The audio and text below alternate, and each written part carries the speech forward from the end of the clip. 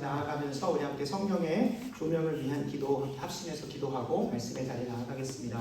하나님께서 이 시간 지혜와 계시의 영을 부어주시사 하나님을 깊이 알게 하시고 말씀의 신비를 깨닫게 해주셔서 주님의 조명 아래 그 말씀대로 살고 싶은 마음도 주시고 살 수 있는 능력도 주시고 살아낼 수 있는 환경도 허락하여 달라고 이 시간 말씀의 조명을 위해서 이렇게 마음 모아 기도하겠습니다. 아버지 하나님, 이 시간 말씀 앞에 나아갑니다. 진리의 영이신 성령께서 이 시간 말씀을 밝히 비추어 주실 때에 우리 성도님들의 심령 가운데에 주의 아름다우심을 보여주시고 하나님 아버지의 크신 소망과 성령 하나님의 능력의 크심을 맛보 알고 경험하여 하는 귀한 시간 될 수 있도록 도와주시기를 간절히 소원합니다. 꿀이 아무리 달다 한들 그것을 먹어본 자만이 참되게 알고 깨닫는 것처럼 오늘 하나님의 말씀이 송이꿀보다 달다는 그 다윗의 고백이 내 입술의 고백이 될 수 있도록 우리 성도님들의 고백이 될 수 있도록 주여 은혜 더하여 주시옵소서. 하나님의 말씀은 입에는 달다. 그러나 그것을 소화하고 배로 갈 때는 쓰다고 요한계시록에 선포하고 있사오니 주여 이 말씀을 듣고 끝나는 것이 아니라 삶으로 순종하여 열매 맺는 우리 모든 성도 될 수 있도록 이 말씀의 시간부터 주장하시고 주관하여 주시고 특별히 우리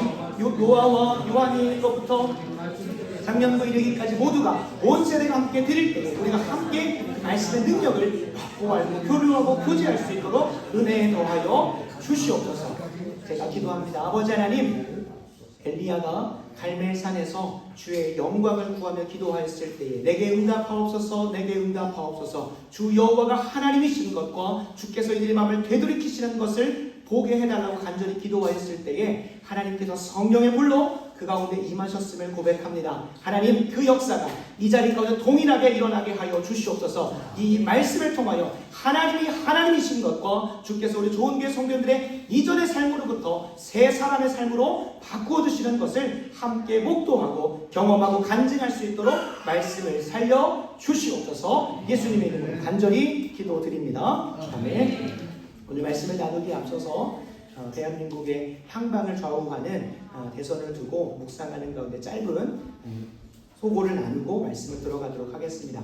우리가 대선을 준비하면서 마태복음 6장 33절 나오는 것처럼 먼저 그의 나라와 의를 구하라. 그러면 이 모든 것을 더하신다는 그 하나님 나라의 세계관을 가지고 대선을 준비하며 기도하며 나아가야 됩니다. 누군가를 찍고 정치 세력화를 하는 것은 교회에서 문제가 됩니다. 그것은 세상의 공직선거법으로도 문제가 됩니다. 그러나 우리가 그리스도인으로서 어떠한 방향을 가지고 어떠한 세계관을 가지고 하나님의 나라와 의를 구하는 선택이 무엇인지를 깊이 고민하는 것은 그것이 마땅히 교회가 해야 될 부분입니다. 왜 그러냐면 세상은 악으로 가게 돼 있고 어둠으로 향하여 가게 돼 있습니다. 이때에 교회만이 바른 길을 제시할 수 있는 빛과 소금되기 때문에 우리가 성경을 근거하여서 먼저 그의 나라와 의를 구하는 어떤 후보가 있는지 또 그가 제시하는 정책들이 성경적인 것인지를 분별하여서 많은 이들에게 바른 길을 인도하는 것은 교회가 마땅히 감당해야 할 빛과 소금의 책무입니다.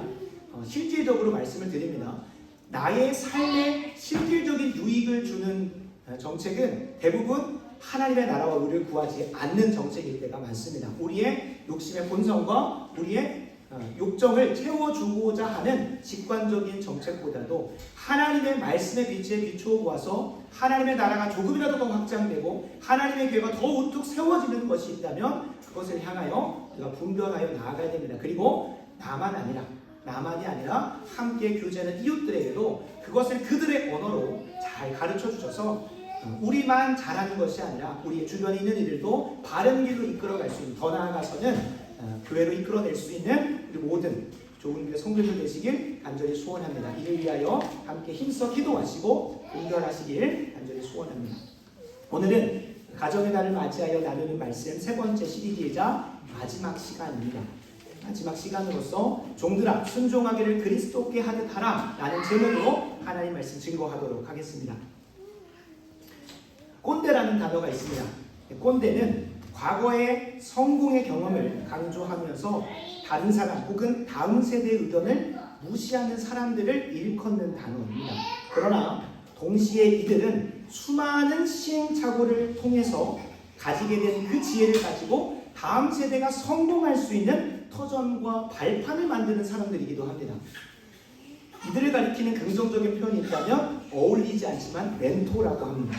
멘토와 꼰대 참 전혀 다른 느낌이고 다른 뉘앙스를 가지고 있지만 실질적으로 자신의 삶에서 시행착오를 거쳐 성공이라는 경험을 가지고 있고 그것을 가지고 다른 이들에게 도움을 주는, 다른 이들이 나올 수 있는 발판과 터전을 마련하는 것에는 큰 역할의 차이가 없습니다. 그러나 이 두 단어의 단어가 가지고 우리에게 들려지는 뉘앙스가 전혀 다릅니다. 그러나 이 뉘앙스를 다르게 만드는 그것 이면에 우리가 조심하셔야 되는데 이 단어 하나하나에 세계관과 문화가 있다는 사실을 기억하면서 들어가야 돼요. 조금 어려운 말일 수 있는데요. 우리가 일상에서 사용하는 단어들은 똑같은 걸 가리키더라도 그것을 바라보게 만드는 세계관과 문화가 내포되어 있다는 사실을 꼭 기억하면서 가셔야 됩니다. 우리가 그 용어를 사용할 때마다 그 용어가 내포하고 있는 방향대로 우리가 사고하고 행동하고 말하게 되어 있기 때문에 그렇습니다. 꼰대라는 용어는 앞선 세대와 다음 세대를 갈라치고 분열하고 단절을 의도하기 위해서 만든 단어입니다. 주로 이 단어를 사용하는 사람들은 자신의 성공 사례를 다른 사람에게 나눠주고자 하는 앞선 세대나 윗세대가 아니라 보통 다음 세대 혹은 그것을 강요하는 사람들이 만들어낸 단어입니다. 그렇다 보니 부정적인 뉘앙스가 들어가서 수많은 설명을 하지 않습니다. 그냥 꼰대라고 하는 이 단어만 쓰면서 어떻게 표현을 하게 되냐면 앞선 세대의 경험과 지혜를 캐캐 묵은 전통과 지나간 역사 정도로 치부해버립니다. 스스로 시행착오를 경험해서라도 그들과 소통하지 않겠다는 의지를 이 한 단어에 장황한 설명을 하지 않고도 그 세계관과 문화를 넣어버렸습니다. 그래서 이 단어가 일상에서 통용되는 곳들마다 무엇이 일어납니까? 갈등과 분열과 불통이 일어납니다. 이 단어를 자연스럽게 사용하는 사람들을 그 문화와 세계관 안으로 초대해버립니다. 이 단어를 창시한, 그게 누가 만들었는지 모르겠지만 창시자의 의도대로 실제로 대한민국 안에서도 저 윗세대는 꼰대야 라고 하면서 갈라치고 분열을 만들게 되었습니다. 요즘에는 잠잠해졌지만 미디어와 커뮤니티에서 한창 회자되었던 헬조선이라는 단어도 있습니다. 이생망이라는 단어도 있습니다. N포세대, 흑수저와 금수저 등 그냥 우리가 듣고 참 신박하다, 참 웃기다, 시대를 잘 반영했다라고 하는 이 단어들 이면에 보면 아주 비기독교적인 걸 떠나서 반성경적이기까지 합니다. 반기독교적이라는 겁니다. 그래서 함부로 웃고 세상에서 통용되는 그 단어들을 그냥 우리도 습관처럼 사용하면 안 됩니다. 일례로 하나님은 사랑과 연합을 기뻐하십니다. 아멘이십니까? 그러나 꼰대는 세대 간의 갈등을 만들고 분열을 조장합니다. 또 한 가지 예를 들어보겠습니다. 하나님은 나의 인생 가운데 가장 필요하고 나를 통해 하실 뜻이 있기 때문에 이 대한민국에서 태어나고 자라게 하셨습니다. 그러나 헬조선이라는 단어는 그 이면에 하나님이 나라는 인생에게 가장 좋은 나라로 주신 대한민국을 부정하게 만들고 이 민족을 저주하게 만듭니다. 하나님의 의도대로 가는 것이 아닌 거죠. 또 한 가지 이생망과 N포세대라는 단어가 있습니다. 이생망은 이번 생은 망했어 라는 단어예요. 단순히 이것이 불교의 윤회설을 담고 있어서 나쁜 것이 아니라 하나님은 우리에게 가장 필요하고 가장 좋은 것들을 주셨다고 약속하고 있습니다. 그리고 그렇게 말씀하셨습니다. 그러나 이생망, N포세대 혹은 흑수저 이런 모든 것들은 하나님이 내 인생 가운데 주신 것들을 다 부정하고 좋지 않은 것들로 치부해버리게 만듭니다. 그냥 그 단어를 사용하는 걸 통해서 그 문화로 그 세계관 안으로 들어가 버리는 거죠. 기독교 복음은 세상에서 사용되어지는 단어들을 성경적으로 바꿔가는 것입니다. 기독교 복음은 그리스도인들은 세상에서 통용되어지는 그 단어들을 기독교적으로 바꿔가는 사람들입니다. 세상에서 통용되어지는 가정이라는 단어도 그냥 재생산하고 부해를 대물림하는 하나의 공동체로 만들어버린 그 가정을 성경적으로 바꿔가는 것이 그리스도인들이고, 또한 이 자리에 이승희 전도사도 제가 알기로는 이 피트니스 업계를 정말로 성경적으로 바꿔가고자 하는 그 간절한 마음 가운데 들어간 것으로 알고 있습니다. 재정이 되지 않고 또 여러 가지 높아짐은 없을지라도 하나님의 선하신 뜻이 이 가운데 펼쳐질 수 있다면 이라고 하면서 회원들을 하나의 돈벌이 수단으로 보고 그들의 건강이나 영적인 것들은 책임지지 않는 이 헬스 업계를 바꿔가고 그 단어를, 그 문화와 세계관을 바꿔가고자 한 것처럼 우리 모두가 다 가정을 성경적으로 바꿔가고 일터를 성경적으로 바꿔가고 우리가 마주하는 수많은 국가와 민족과 공동체들을 성경적으로 바꿔가는 것이 기독교 복음이 우리에게 제시하고 있는 것이고 그리스도는 마땅히 그렇게 살아내어야 합니다. 오늘 본문을 통해서 살펴보는 것도 동일합니다. 오늘 본문은 가정의 달에서 왜 이 본문을 다룰까라고 생각을 할 수 있는데요. 오늘 본문을 통해서 일터가 세상이 만들어놓은 일터의 개념이 아니라 성경적 개념의 일터로 바꿔가는 것을 우리에게 명령하고 있습니다. 특별히 두 가지 때문에 이것을 가정 안에서 함께 다루게 되는데요. 일례로 2000년 전에 종과 상전의 관계는 단순히 가정 밖에서 이루어지는 것이 아니라 그 당시에 수많은 전쟁 포로든 노예들 통해서 가정 안에서 때로는 자신의 자녀를 교육하기 위한 초등 선생으로서 몽학 선생으로서 고용되어진 혹은 우리가 꾸리고 있는 가정의 개념에 들어가 있습니다. 물론 호적 안에 들어가 있지는 않습니다. 그래서 제가 한 논문을 봤는데 이것을 가정의 달 혹은 가정의 규범 안에서 같이 함께 살펴봐야 되는 것들을 논문에도 다루고 있더라고요. 그러니까 그 당시에 가정 안에서 이 종과 상전의 관계가 가정 윤리 안에서 살펴볼 수 있는 부분이기도 하고, 저는 이것보다 더 궁극적으로는 하나님께서 우리에게 가정을 허락하셔서 가정 안에서 그리스도인이 재생산되고 영적으로 성숙하고 성장하는 시간의 궁극적인 목적은 무엇입니까? 우리 가정만 잘 되고 우리 가정만 구원받으면 된다가 아니라 가정 안에서 영적인 재생산이 일어나고 재생산된 그 자녀들과 부모들이 또 각자에게 보내진 학교와 일터에 나아가서 그곳에 똑같이 이 가정의 판박이고 교회가 확장되고 확산되는 것에 하나님은 이 가정을 함께 살펴보게 하신다. 오늘 일터가 어떻게 보면 가정을 이 땅에 두신 하나님의 궁극적 목적과 방향성이 된다는 겁니다. 일터에만 국한되지 않습니다. 누군가는 학교에 소속되어 있고 누군가는 국가와 민족이라는, 더 나아가서는 글로벌 스탠다드로 이 세계를 품고 있는 사람이 있을 수 있습니다. 하나님께서 허락하신 범위와 여정들이 어디인지는 잘 알 수 없지만 분명한 것은 가정의 달 시리즈를 마무리하면서 우리 가정의 행복과 가정의 평안함에서 끝나는 것이 아니라 우리 오늘 정 집사님이 기도해 주셨던 것처럼 전쟁 현장으로 나아가서 그곳에 아파하고 있는 또 무고하게 죽어가는 시민들과 또 고아들을, 아이들을 살피는 것도 우리가 분명히 꿈꿔야 되고, 이 대한민국에 태어난 사람은 반드시 가져야 될 사명과 소명이 있다면 같이 함께 이 한반도 땅에 있지만 하나님을 고백하지 못하고 자유롭게 살지 못하는 그 북한 땅에 있는 우리 한 동포들도 우리가 소명으로 삼고 궁극적으로 이 가정이 회복되고 더 나아가서는 일터와 학교, 나라와 민족, 온 세계가 주 예수 그리스도께로 돌아오게 되는 것을 위하여 꿈꿔야 되기 때문에 가정의 달의 마지막으로 함께 살펴보게 됐습니다. 오늘 부분을 살펴보면서 우리 한 사람 한 사람의 변화를 통하여 가장 먼저는 우리가 속한 최초의 소명지인 가정이 온전히 회복되고, 그리고 거기에서 회복되어지고 변화된 우리들을 통하여 우리가 속한 학교와 일터마저도 하나님의 나라가 임하게 만드는 그곳에 우리가 쓰임받는 저와 여러분에게 간절히 소원합니다. 본문은 현대사회 일터에서 사장과 직원의 관계에서 마주한 무게감, 그 무게감과는 차원이 다른 주인과 종의 관계를 배경으로 가지고 있습니다. 경우에 따라 다르지만 당시에는 대부분의 종들은 종신계약이었습니다.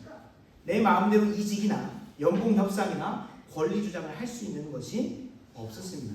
지금처럼 우리의 상사나 사장님이나 우리의 주인들, 일터에서의 주인들을 꼰대라고 치부하면서 소통을 단절하고 자신의 마음대로 할 수 있는 환경이 아니었습니다. 그러나 그 속에서 이 지금과는 전혀 다른 그 근무 환경에서도 근무 태만과 소극적 반항과 불순종이 있었습니다. 5절을 한번 보겠습니다. 종들아, 두려워하고 떨며 성실한 마음으로 육체의 상전에게 순종하기를 그리스도께 하듯하라. 우리가 성경을 보다 보면 어떠한 명령을 전하고 있다는 것, 그것을 하지 않고 있기 때문에는 미러링으로 봐야 할 때가 많고요. 대부분 그렇게 보면 맞습니다. 특별히 이 본문은 골로새서도 똑같이 나오고 거의 비슷하게 나오고 베드로전서, 우리가 통독하고 있는 베드로전서에도 동일하게 좀 표현이 됐습니다. 그렇기 때문에 에베소 교회, 골로새 교회, 그다음에 베드로 사도가 보낸 소아시아의 수많은 교회들에게 동일하게 말씀하는 것처럼 보이지만 분명한 것은 그 지역마다도 다 이 종들이 불순종하고 소극적으로 반항하는 근무 태만의 모습들이 분명히 있었던 것으로 보여집니다. 그리고 직접적으로 성경을 볼 때 고린도 교회가 그랬겠구나 라고 보여지는 성경이 고린도 전후서입니다. 고린도 전후서에 보면 다른 교회에서는 발견될 수 없는 윤리적인 것을 요구하는데, 그것을 보면 보통 성경을 볼 때 고린도 교회가 이런 문제가 있었구나를 본문을 통하여 거울을 통해 바라보게 됩니다. 그래서 이건 하나의 팁인데 에베소 교회의 이 종들에게서도 분명히 근무 태만 혹은 소극적 반항, 불순종이라는 것이 있었던 것으로 보여집니다. 그러니까 육체의 상전인 직장의 상사에게 순종하길 누구에게 하라고 합니까? 그리스도께 하듯 하라고 합니다. 근데 종들아 그 이전에 무엇 하라고 하냐면 두려워하고 떨며 성실한 마음으로 순종하라고 하는 거예요.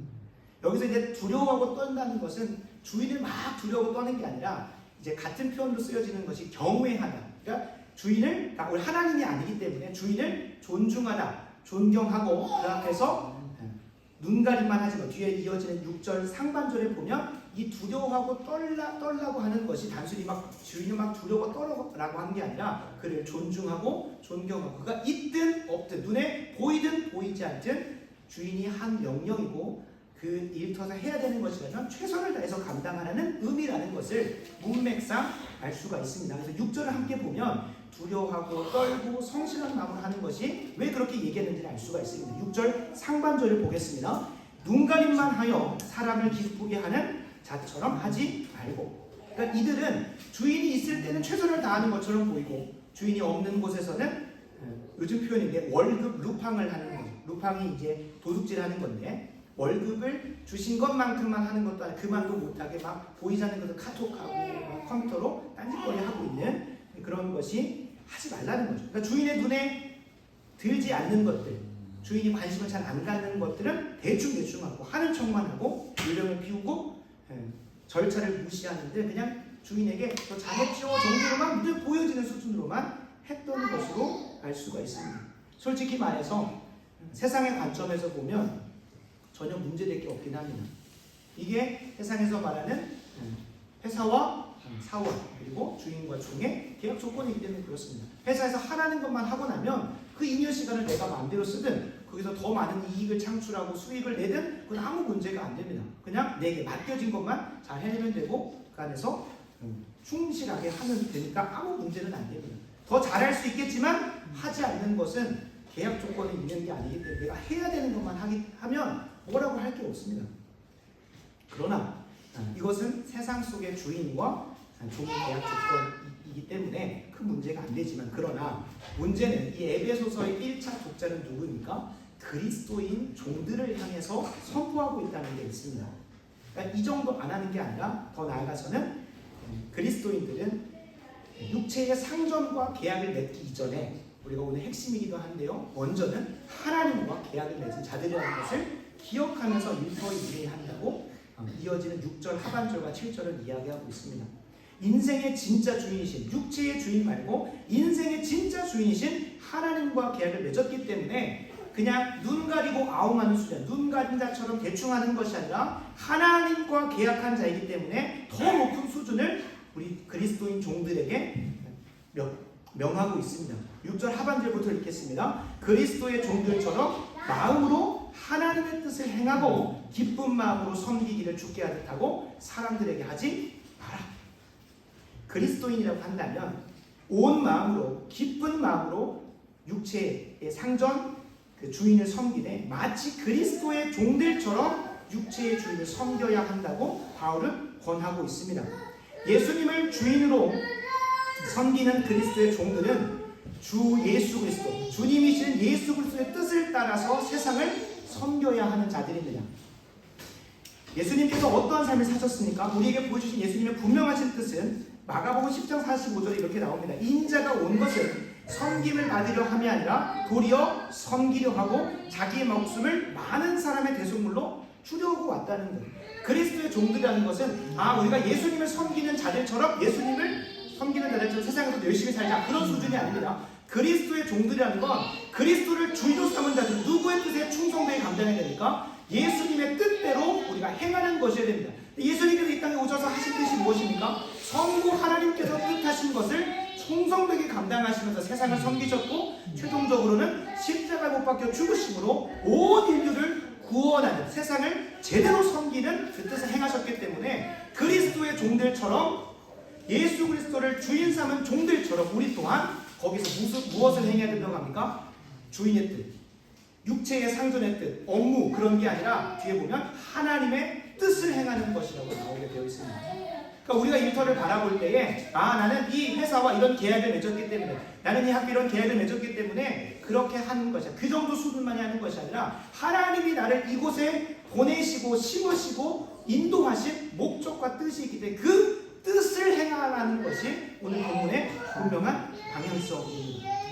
그리스도인들은 일터를 하나님의 뜻을 행하는 곳으로 바라봐야 합니다. 그리스도인들에게 일터는 그리스도인의 종이라는 정체성을 가지고 섬기는 자리라고 바라봐야 합니다. 우리가 일터를 바라볼 때 세상은 돈벌이 수단, 그곳에서 내가 뭔가 성취하고 명예욕을 누리는 하나의 수단으로 사용하는데, 그리스도인들에게 일터는, 그리스도인들에게 학교와 우리가 거하는 세상은 섬기는 곳이고 하나님의 뜻을 이루어가는 곳이라는 것으로 임해야 합니다. 그런 자들에게는 결코 눈가림만 하거나 결코 눈에 보이는 것만 하는 것이 아니라 어떻게 하면 더 잘할 수 있을까? 온 마음으로, 기쁜 마음으로 섬길 수 있게 되는 것입니다. 종으로서 육체의 주인을 섬기는 것, 우리가 일터에서 내게 맡겨진 업무를 다 감당하는 것은 진짜 우리 인생의 주인이신 누구의 뜻을 행하는 것입니까? 하나님의 뜻을 행하는 것이 된다는 것을 기억하면서 임해야 합니다. 하나님은 본문에 나오는 종들에게 그 인생 가운데 누가 종이 되고 싶었겠습니까? 그러나 하나님은 그 인생에 가장 필요하다 생각하셨기 때문에 종의 자리를 계획하셨습니다. 그리고 그것을 충성되게 감당할 수 있는 그 섬기는 것이 하나님의 뜻이라고 인도였어요. 참 안타깝게도 우리가 살아가는 이 한국 사회에서는 모두가 다 주인의 자리에만 있으려고 합니다. 모두가 다 높아지는 곳에만 있으려고 합니다. 그러나 하나님은 각자에게 맞는 자리를 허락하셨고 그 자리를 잘 감당할 수 있는 은사들을 후회하심 없이 허락하셨다고 합니다. 로마서 11장 29절은 이것을 분명하게 얘기합니다. 하나님의 은사와 부르심에는 후회하심이 없다. 우리 인생 가운데 그것을 잘 감당하기 위하여 누군가에게는 한 달란트만 주셔야 되는 거예요. 누군가에게는 3달란트를 주셔야 되는 거고 누군가에게는 5달란트를 주셔야 하는 겁니다. 분명한 것은 각자 주신 그 은사 안에서 무엇하고? 자족하고 만족하고 그것을 가지고 내가 이 세상을 잘 섬길 수 있고 하나님의 뜻을 잘 행할 수 있는 것을 발견하면 너무나 행복한 인생이 됩니다. 왜요? 우리를 지으신 하나님의 창조 목적에 부합하게 사는 것이기 때문에. 그러나 그것을 떠나서 세상이 만들어 놓은 방향과 계획대로 내 옷에 맞지 않은 것들을 입고 그것을 갖추려다 보니까, 참 제 친구들 중에 그런 친구들이 많은데 제 친구들의 표현으로는 신선이 된다고 합니다. 모두가 다 어느 정도 학업의 기준에 넘치는 학력을 가지게 되면 적어도 이런 기준은 담아야 되지 않겠냐라고 하면서 다 고시 임하는 거예요. 3년까지는 어느 정도 봐줍니다. 그러나 5년이 되고 10년이 돼도 아직도 고시로부터 나오지 못하고 그 자리를 헤매고 있습니다. 시험 문제가 무엇 나오지는 알고 몇 년도에 어떤 게 나오지는 아는데 자기는 합격을 못하는 거예요. 그걸 우리가 신선이라고 합니다. 안타깝습니다. 정말로 불행한 인생입니다. 하나님께서 주신 것을 만족하고 그것 안에서 하나님께서 인도하시는 것이 무엇인지를 발견하고 가는 것이 행복한 인생인데, 계속해서 세상이 만들어 놓은 것 안에서 내 직업을 바라보고 내 인생을 바라보다 보니 어느 순간도 만족하고 기뻐하는 일이 없습니다. 그리스도인들은 그래서 행복한 인생입니다. 내 인생 가운데 하나님께서 새겨놓으신 뜻이 무엇인지를 발견한 즉시 그것 안에서 참된 기쁨과 즐거움을 만끽할 수 있기 때문에 행복한 인생입니다.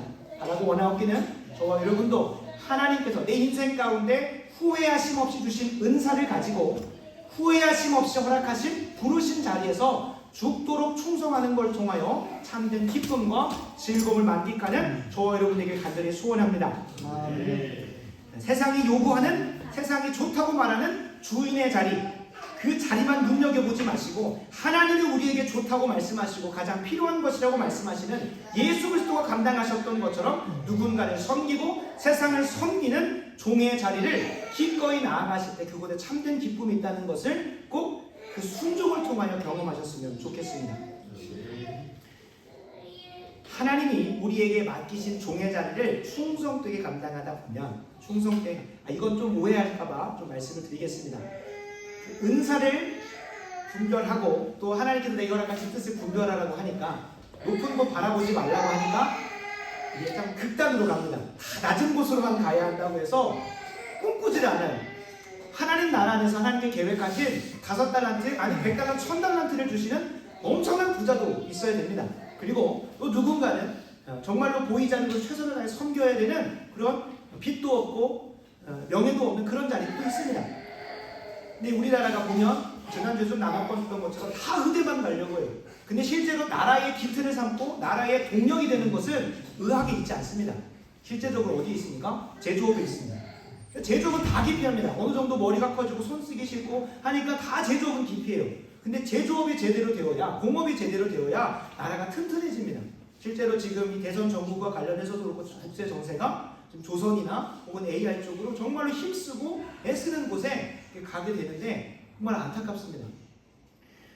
바라고 원하옵기는 그 높은 곳에 올라가려고 그냥 포기하라는 것이 아니에요. 높은 곳에 올라가는 걸 포기하라는 것이 아니라 내게 주신 은사를 잘 분별하고 그것에 맞게 하나님의 뜻을 향하여 전력 투구하라는 겁니다. 하나님께서 허락하신 그 부르심을 믿음으로 붙잡았다면 죽도록 충성하는 것이 고린도전 4장의 약속하고 있는 맡긴 자에게 요구할 것은 충성이라고 합니다. 죽도록 충성하여 하나님께서 맺어주시는 열매들을 경험하시면서 나아가는 거예요. 그렇게 순종하는 자들에게 하나님께서 8절과 같이 상을 약속하고 계십니다.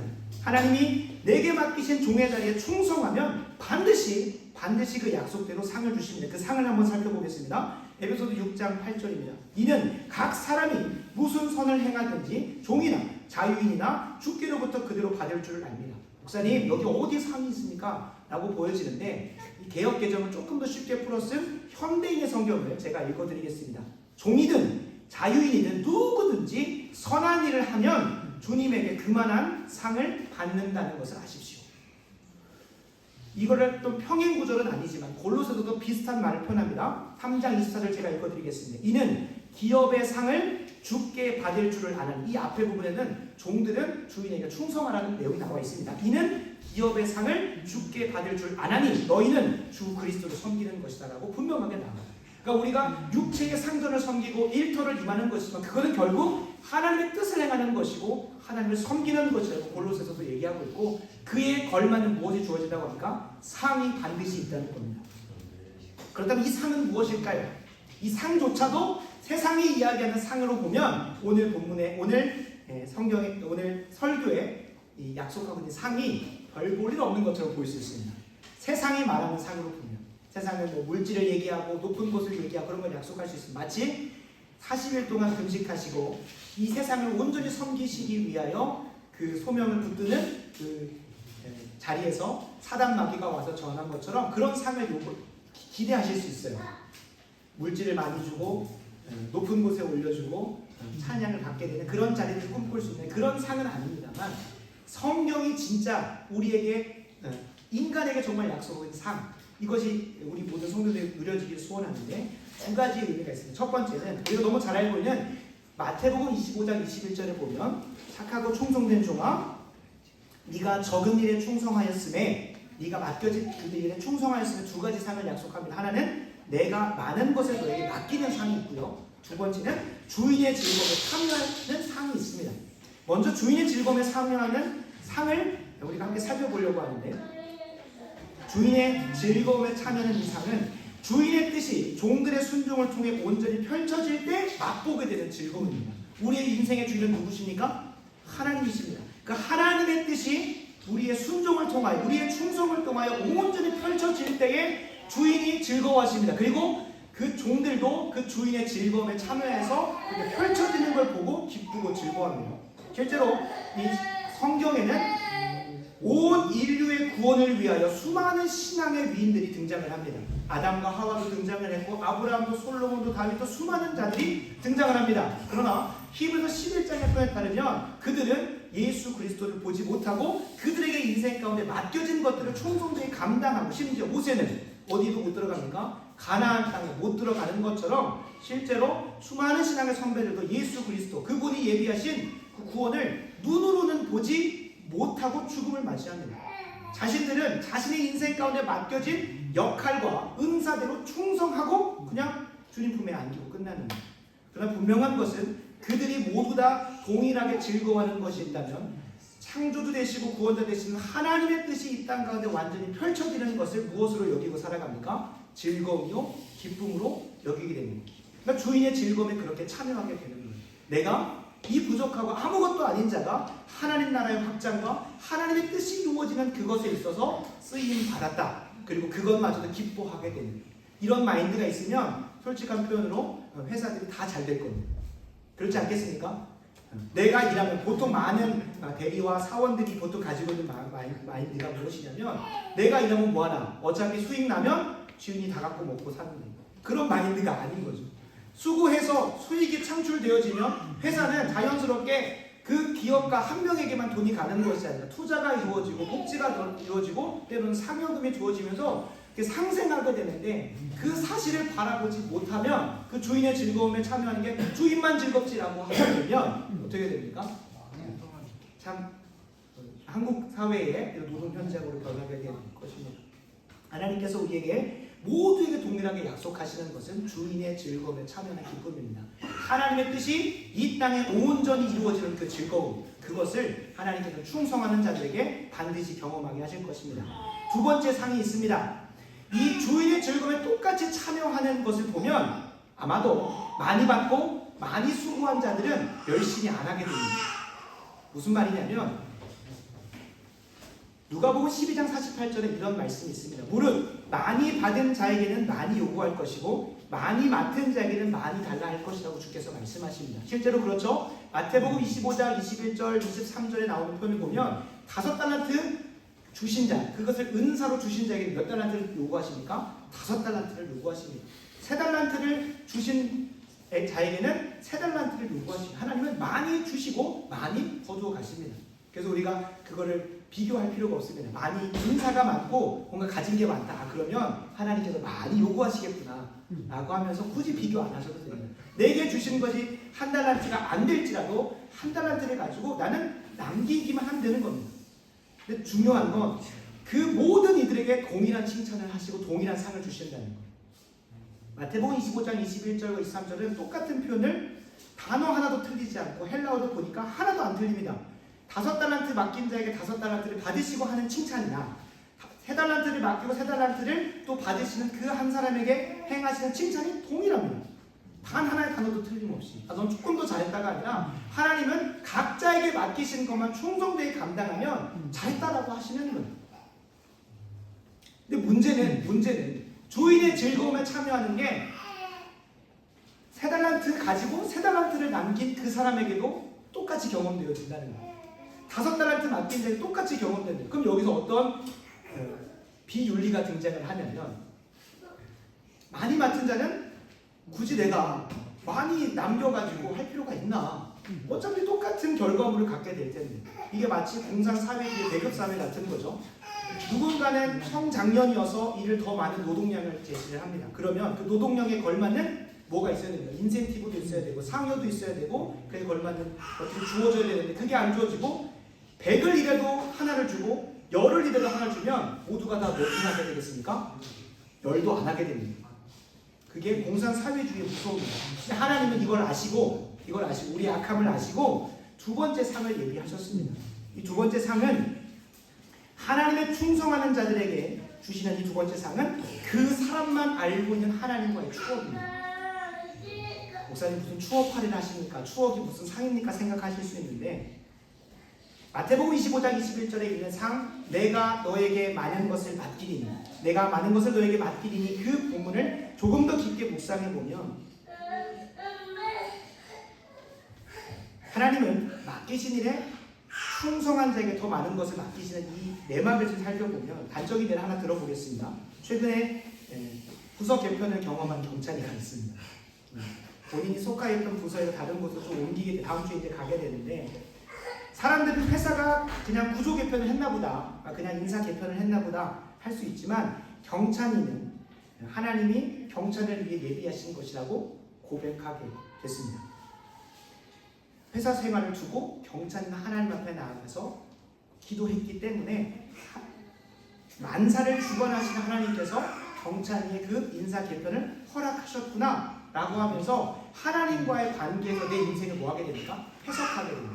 그냥 승진할 수 있습니다. 그냥 돈 많이 벌 수 있습니다. 올해는 수익이 잘 나서 회사에서 우리에게 상을 더 줬구나 라고 생각할 수 있습니다. 그러나 하나님이 내 인생에게 이것을 더 맡기시고 더 허락하시고 주셨다라고 하는 그 고백을 하는 사람, 무엇한 사람? 하나님 앞에 가서 묻고 또 기도하면서 그냥 승진이 아니라 하나님이 내게 허락하신 승진, 하나님이 내게 맡기신 일이라고 하면서 그분과의 관계 안에서 무엇이 생겨져 갑니까? 추억이 생겨져. 하나님과 교제하면서 만들어지는 그 추억이 축적되는 것이 그 한 사람에게 허락되어진 상입니다. 저는 그런 생각을 해봤어요. 천국 가면 분명히 이 땅에서 수고한 자에게 더 주시는 상을 분명히 이야기하고 있습니다.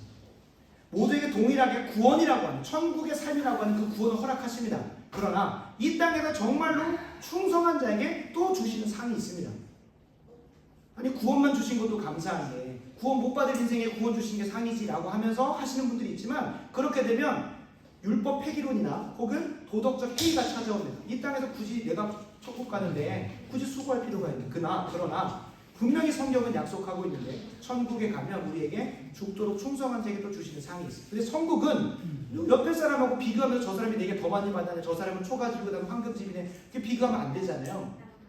아무리 묵상을 해도 주님께서 우리에게 주시는 그 상이 무엇일까? 목사님들과 같이 함께 토론하면서 묵상한 결과 하나님과 깊이 교제한 자들, 이 땅에서 먼저 그 어렸을 때부터 하나님과 신실하게 동행하면서 쌓아왔던 그 추억과 기쁨이 영원한 삶 속에서 교제의 말거리가 될 것이고 대화거리가 되고 하나님과 친밀하게 교제하지 않겠습니까? 아무리 생각을 해도 하나님께서 우리 각자에게 차분하게 주시는 삶은 누군가에게 말해도, 예를 들면 경찬이가 저 개편했는데 이렇게 기도했어요. 경찬이 너무 기뻐요. 왜요? 내가 하나님께 기도했고 하나님께서 이런 상황들을 만들어 가셨기 때문에 그 추억이 너무나 즐거워요. 그런데 저는 그 기쁨만큼은 기쁘진 않습니다. 제가 경찬이를 싫어해서가 아니라 경찬이가 가지고 있는 하나님과의 그 친밀한 추억이 경찬이는 너무나 크지만 다른 누군가에 나도 그게 시큰둥할 수밖에 없는 거예요. 하나님께서 우리에게 약속하시는 내가 많은 것을 너에게 맡기, 그분과의 교제에서 쌓여지는 그 추억이 하나님께서 충성하는 자들에게 예비하시는 두 번째 상입니다. 최근 한 가지 더 예를 들어보면 최근 하나님이 전도의 자리에서 이 상을 저에게도 맛보게 하셨습니다. 전라북도 전주장학숙에 매주 목요일마다 아침에 가서 비타 500을 그냥 지나가면서 하루 승리하세요, 좋은 하루 되세요 주는데 너무나 아까운 겁니다. 매주 한 5만원, 6만원 하는데 단 한마디의 말도 못해보고 그들에게 교회 다녀보라고 말 한마디도 못하고 심지어 비타 500에 제가 붙여놓은 스티커의 QR코드가 작동을 하지 않습니다.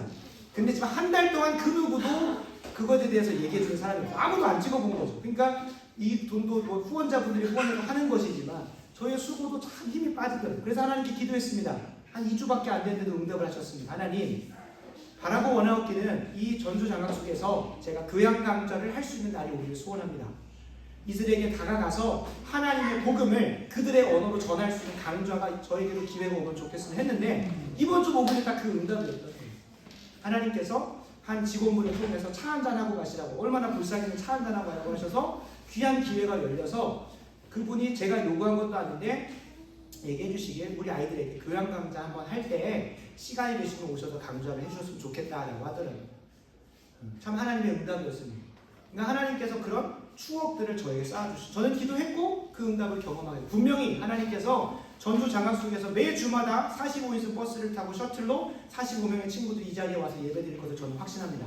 저는 기도했고 그들을 순종하고 있기 때문에 확신합니다. 그러나 그 자리에서 하나님 앞에 충성되게 감당했던 자, 기도하면서 그 자리를 지켰던 자에게는 다른 사람은 경험할 수 없는, 누군가 다 말할 겁니다. 하나님 참 위대하시다, 그렇게 전도 열심히 하시더니 됐다, 그 정도까지, 그 주인의 즐거움 정도는 모두가 맛볼 수 있습니다. 그러나 죽도록 충성하고 죽도록 기도하고 그 자리를 지켰던 자에게는 반드시 하나님께 주시는 두 번째 상이 있다는 것을 기억하시기 바랍니다.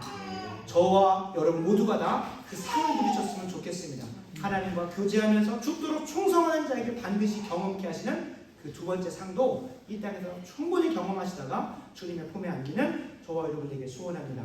말씀을 마무리합니다. 혹자는 이 본문을 가지고 와서 기독교는 주인들을 위한, 기득권을 위한 종교다라고 낭설을 하기도 합니다.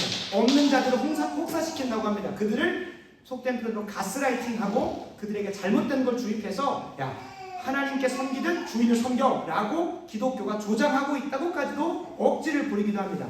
그러나 기독교는 노예제도를 인정하는 종교가 아닙니다. 기독교가 들어가는 곳곳마다 그곳에는 노예제도가 철폐되었고 영국과 미국에서도 노예제를 철폐한 사람들은 다 그리스도인들이었습니다. 그리고 이 한국 사회에도 기독교가 들어오면서 유교의 노예제도가 다 사라져 버렸습니다.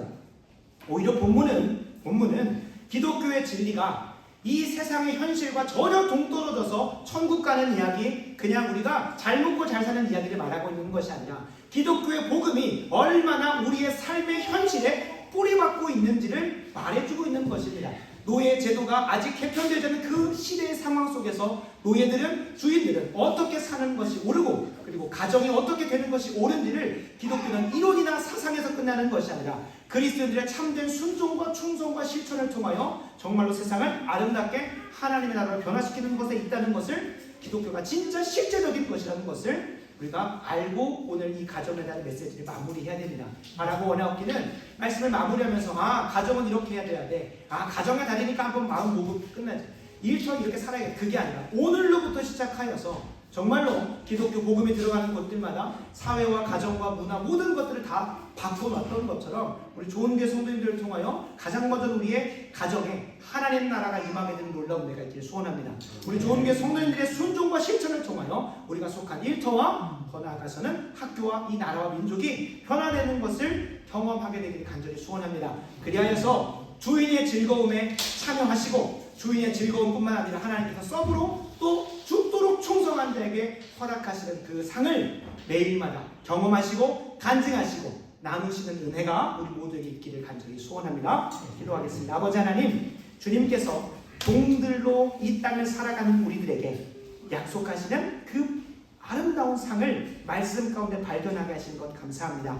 참 연약한 죄인이었고 참 죽어 지옥 갈 수밖에 없는 우리들을 주님의 자녀 삼아주신 것도 감사한데 하나님의 그 구원 사역에 우리를 초청하시고 주인의 즐거움을 누릴 수 있게 하신 것 감사합니다. 바라고 원하옵기는 우리에게 맡기신 일터에서, 우리에게 맡기신 가정에서, 우리에게 맡기신 학교에서 죽도록 충성하여 하나님의 뜻을 행하는 우리 모든 좋은 교회 성도들 되게 하시고 무엇보다 매일마다 죽도록 충성하는 자에게 예비하시는 하나님과의 추억이라는 상을 경험하고 누리고 간증하는 모든 성도들 될 수 있도록 도와주시옵소서. 예수님의 이름으로 기도합니다.